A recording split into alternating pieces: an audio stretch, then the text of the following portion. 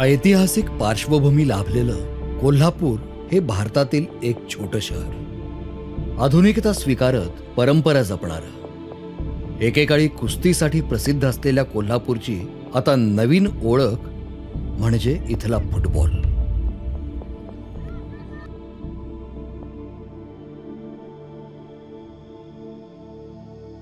आमच्या जन्मापूर्वीपासूनची ही फुटबॉलची प्रथा सुरू आहे आणि यामध्ये आमचे वडीलही त्यामध्ये खेळत होते.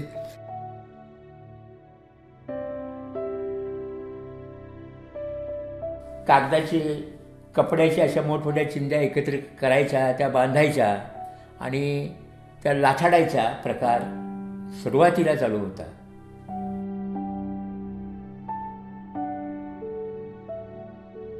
अत्यंत प्राथमिक अवस्थेमध्येच तो खेळ होता फुटबॉल हा. आणि मग प्रश्नच तयार असा होतो की जिथे फुटबॉल संबंधात त्याच्यातले बारकावे जर ठाऊक नव्हते तर तो कुठे खेळायचा, तो ग्राउंड कसा पाहिजे, ते क्रीडांगण कसं पाहिजे, त्याची लांबी किती पाहिजे, रुंदी किती पाहिजे, तो त्याला टर्फ पाहिजे का हिरवळ पाहिजे, काही ठाऊक नव्हतं. आस्ते जगामध्ये काही अनुभव घेऊन किंवा जे लोक फिरस्ते असतात, फिरणारे असतात, त्यांनी सांगितल्यावरून मग फुटबॉलची लांबी रुंदी किती असावी, गोल पोस्ट किती असावा, त्याच्यामधलं अंतर किती असावं, उंची किती असावी, हे आस्ते विकसित होत गेलं, प्रगत होत गेलं फुटबॉलचं.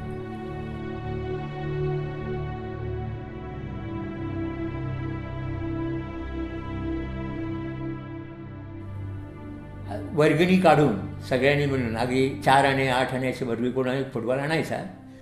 मग तो काय एक 10-15 दिवस तो फुटबॉल खेळून त्याची झीज व्हायची जास्त नाही.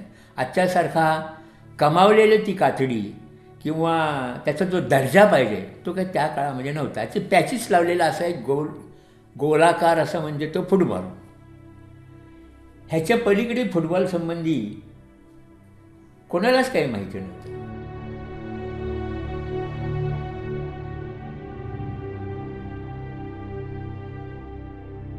जागतिक फुटबॉलची रचना तयार होण्याच्याही अगोदर कोल्हापूर आणि कोल्हापूरच्या परिसरामध्ये आस्ते वेगवेगळ्या पेठांमध्ये आपापले फुटबॉल संघ उभे करण्याचे प्रयत्न त्या भागातल्या जाणत्या मंडळींनी, खिलाडू वृत्तीच्या लोकांनी पुढाकार घेतला आणि ते संघ उभे राहिले.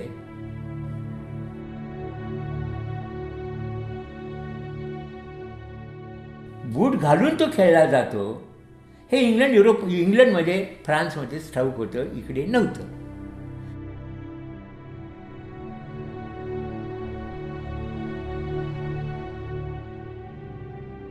ज्यावेळी दुसरं महायुद्ध संपलं आणि जर्मनीनं पोलंडचा धुव्वा उडवला, त्यामुळे पोलंडमधून पोलिश लोक आमच्या कोल्हापूर जिल्ह्यामध्ये वयोवड या ठिकाणी निर्वासित म्हणून आले आणि त्याने त्या फुटबॉल टीम स्थापन केली. तर ते बुटाने खेळत होते. आम्हाला जरा बुटांची त्यावेळी भीती वाटत होते, तरी पण आम्ही न घाबरता त्यांचा आम्ही पराभव करत होतो.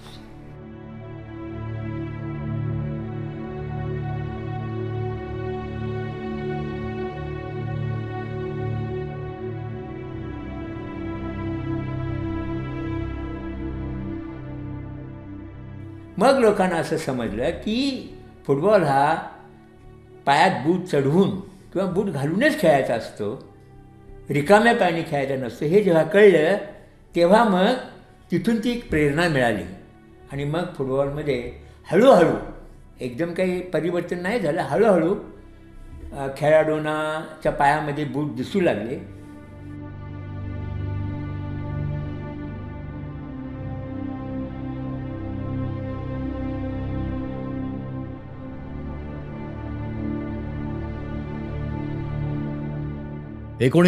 साली ब्रिटिश पलटण 10 RTC कोल्हापुरात 3 दिवस मुक्कामाला होते. ब्रिटिशांसमोर उभं राहायलाही भीती वाटायची. अशा काळात इथल्या प्रॅक्टिस क्लबच्या खेळाडूंनी आमच्याबरोबर फुटबॉल सामना खेळणार का अशी विचारणा ब्रिटिश अधिकाऱ्यांना केली. एकीकडे ब्रिटिशांविरुद्धच्या स्वातंत्र्य चळवळीला जोर चढलेला असताना त्यांच्यासोबतच झालेल्या या सामन्याला लोकांनी तुफान गर्दी केली. विरोधात असूनही ब्रिटिश गोलरक्षकाला खिलाडू वृत्तीच्या कोल्हापूरकरांनी भरभरून दाद दिली. खासबाग मैदानात अटीतटीचा झालेला हा सामना 1-1 असा बरोबरीत सुटला.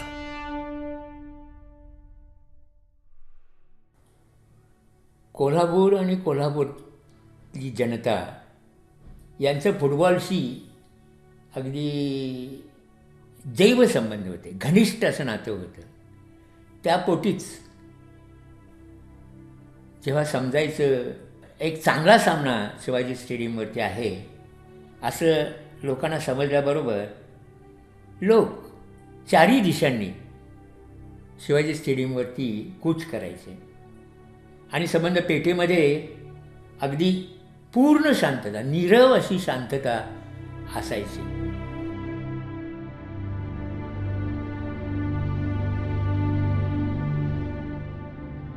एक तासा दीड तासानंतर जेव्हा कोणीतरी भेटायचा, काय झालं आजचं मॅच, अतिशय उत्सुकतेपोटी तो विचारायचा मॅचचा आज काय निकाल लागला.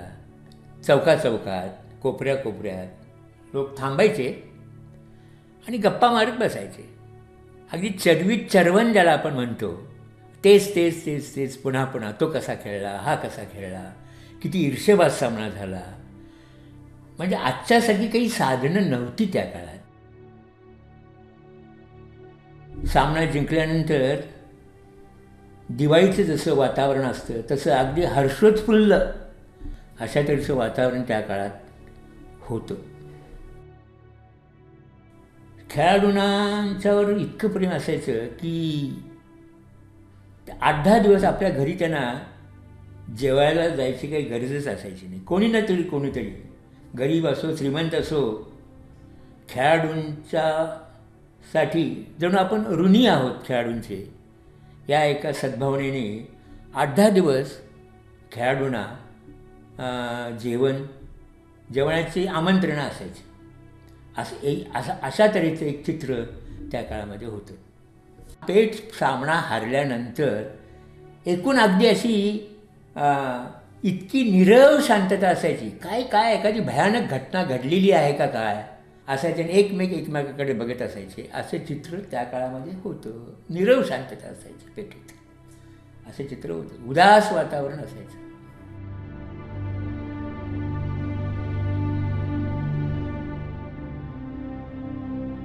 क्रिकेट आणखीन फुटबॉलची तुलना करणं हे थोडंसं अप्रस्तुत होईल. क्रिकेट हा सरंजामदार, जहागीरदारांचा, समाजातले जे प्रतिष्ठित व्यक्ती आहे, आर्थिकदृष्ट्या ज्यांची सबलता आहे त्यांचाच खेळ.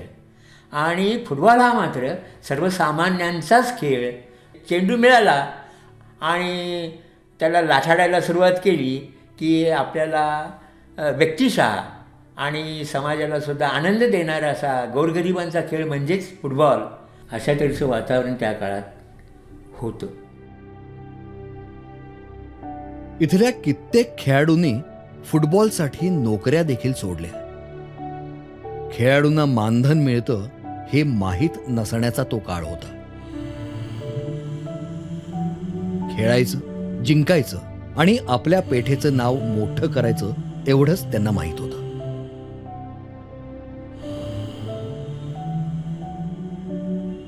आम्ही सांगली मिरजेला खेळायला जात होतो. नेहमी फुटबॉल मॅचला दरवर्षी जात होतो.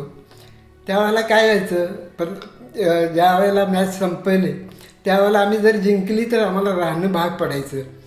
पण तो राहण्याकरता खर्चाचा हे नसल्यामुळं क्लबची परिस्थिती तशी नव्हती, खेळाडूंची आर्थिक परिस्थिती नव्हती. त्यामुळे आम्ही काय करायचं, संध्याकाळी एक मनुष्य पाठवून कोल्हापुरात प्रत्येक प्लेयरांच्या घरी जाऊन भाकरी जेवण काय असेल ते गोळा करून तो त्याला आणायला सांगायचं. व तो दुसऱ्या दिवशी सकाळी इथनं निघून कोल्हापुरातून तो दुपारी यायचा. मग ते जेवण आम्ही जेवत होतो आणि पुढं मॅचेस कंटिन्यू करत होतो.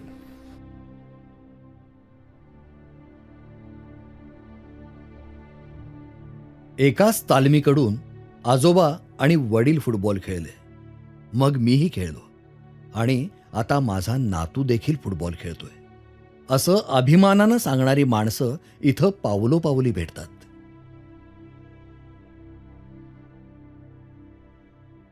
इथल्या तालमींनी फुटबॉल जपला, फुटबॉलचा वारसा एका पिढीकडून दुसऱ्या पिढीकडे दिला.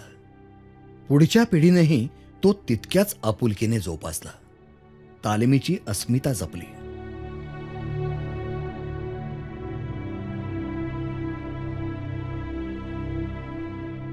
आजही अनेक खेळाडू आपल्या नोकऱ्या सांभाळून फक्त तालमीसाठीच खेळतात. पूर्वी खेळाडूंना हाफ टाइमला फक्त एखादा लिंबू मिळायचा, तेवढंच त्यांचं मानधन. आता स्पर्धेचं पहिलं बक्षीसच 5 लाखांच्या पुढे असतं.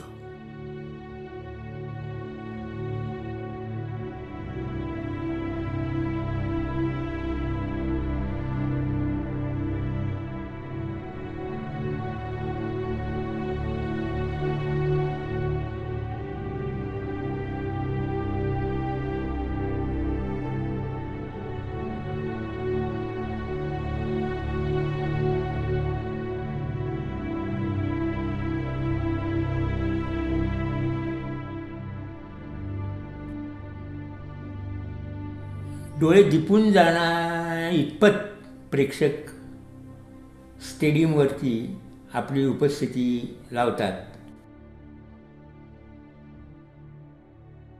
युनायटेड मँचेस्टर्स किंवा लिव्हरपूलचे जे सामने आम्ही टी व्हीवरती बघतो, तर त्याच्यामधला तो प्रचंड वेगवान आणि गतिमान खेळ आहे, तो कोल्हापूरला दिसत नाही असं थोडंसं खेदाने म्हणावं लागतं. मग दिसणारच नाही का? निश्चित दिसेल. पण त्याच्यासाठी सगळ्या संघातल्या खेळाडूंनी कठोर स्वतःचं परीक्षण करायला पाहिजे. कोल्हापूरच्या फुटबॉलचे आजचे जे वैभव आहे ते तालमींच्या योगदानामुळेच आहे. पण इथल्या तालमीतच ईर्ष्या होत राहिल्यामुळे इथला फुटबॉल कोल्हापूरच्या बाहेर गेलाच नाही आणि देशपातळीवर आपली ओळख निर्माण करू शकला नाही.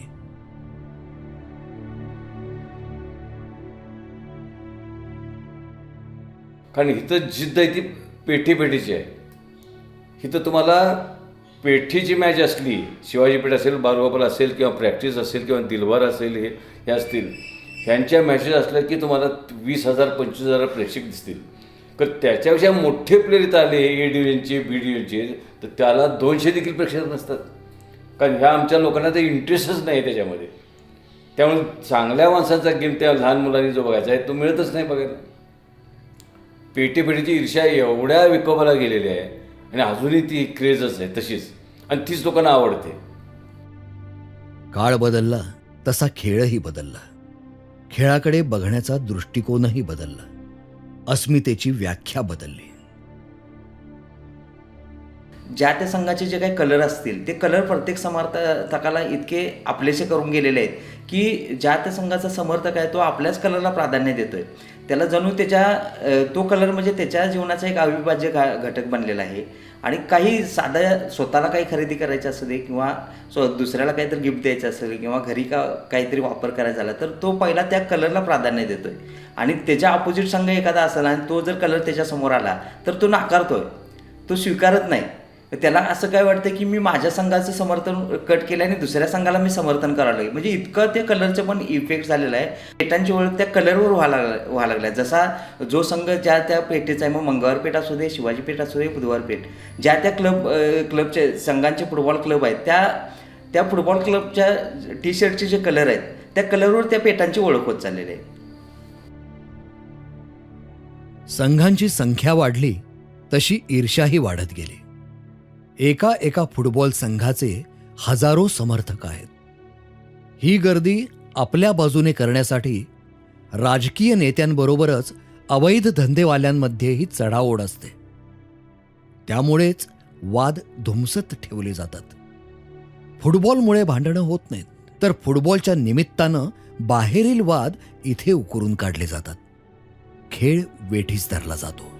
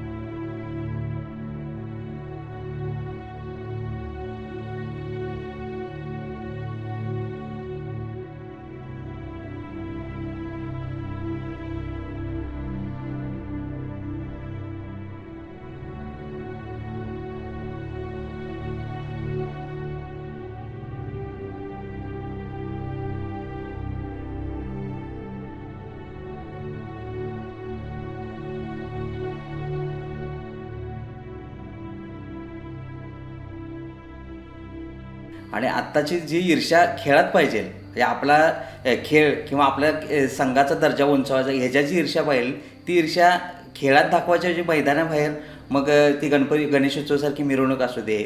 गणेशोत्सवाच्या मिरवणुकीत कसं होतं की विधायक कार्य करण्यापेक्षा माझ्या तालमीचा डॉल्बी किती मोठा राहील आणि त्या डॉल्बी पुढे मिरवणूक किती, म्हणजे समर्थक किती मोठ्या प्रमाणावर राहतील ह्याच्यावर भर दिला जातो.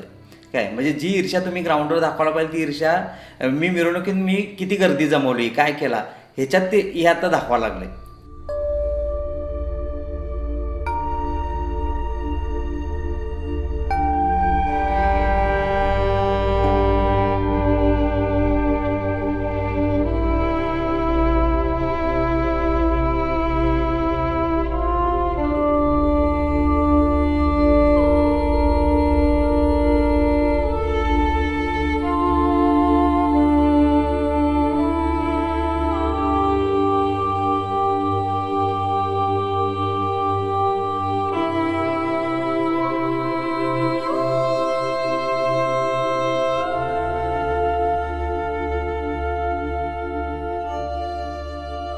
आज फुटबॉलला लोकांचा जसा प्रतिसाद आहे, तसाच प्रतिसाद काही दशकांपूर्वी कुस्तीला होता. कोल्हापूरला जगभर ओळख मिळवून देणाऱ्या कुस्तीकडे आज सर्वांनीच पाठ फिरवली आहे. इथला फुटबॉलही असाच शिखरावर असताना मैदानाबाहेरील चुकीच्या हस्तक्षेपांमुळे संपेल की काय, अशी भीती फुटबॉलबद्दल आस्था असणाऱ्या प्रत्येकाला वाटू लागली आहे.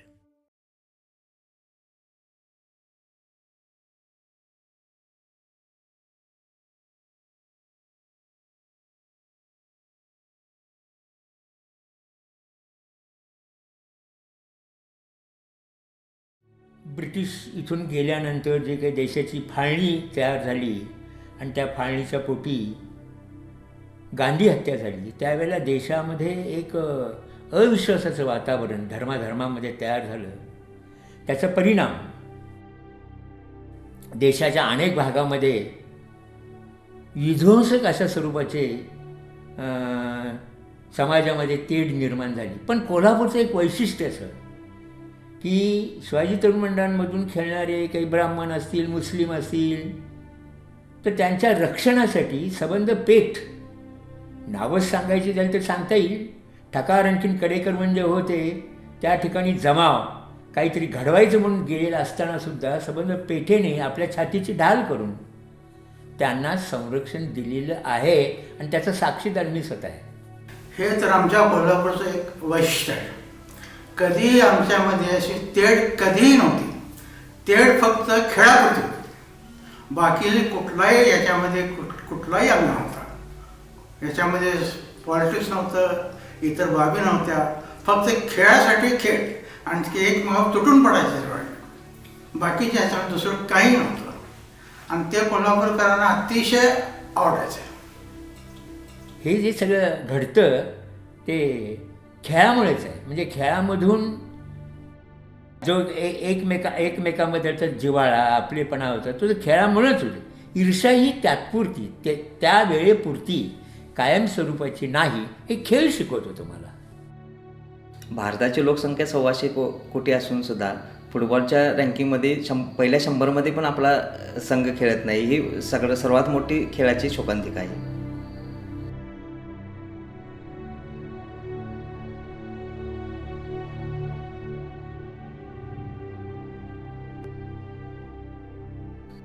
भविष्यात आपला भारताचा फुटबॉल संघ वर्ल्ड कप खेळणार, त्यात काही शंकाच नाही.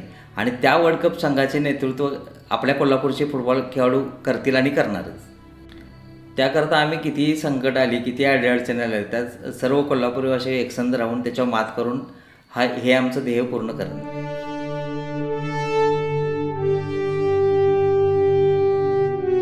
देश म्हणून आपण पक्के एकत्र आहोत हे जर दाखवायचं असेल तर हे आजपासूनच, आत्तापासूनच, बालपणापासून खेळाडूमध्ये, तरुणांच्यामध्ये, पेठापेठामध्ये रुजवण्याची गरज आहे. ते वेगळे आणि आम्ही असा विचारच चुकीचा आहे.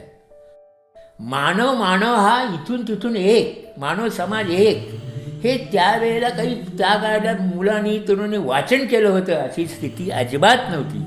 पण एकमेकाचा अनुभवांची देवाणघेवाण करत करत ज्यानी त्यांनी आपापल्या मनामध्ये हे रुजवलेलं होतं आणि त्यामुळे समाजाचं एक निरोगीपणा जो म्हणायचा तो नक्कीच त्या काळामध्ये होता. आज तो नाही असं मला म्हणायचं नाही आहे, पण त्याच्याबाबत त्या पेठातल्या धुरीणांनी, राजकारणी मंडळींनी यांनी त्याच्याबाबत दक्ष राहायला पाहिजे आणि मानव समाजामध्ये एकोपा कसा तयार होईल आणि निरोगी स्पर्धा कशी तयार होईल याबाबत त्यांनी दक्ष राहायला पाहिजे होतं असं मला प्रामाणिकपणे वाटतं.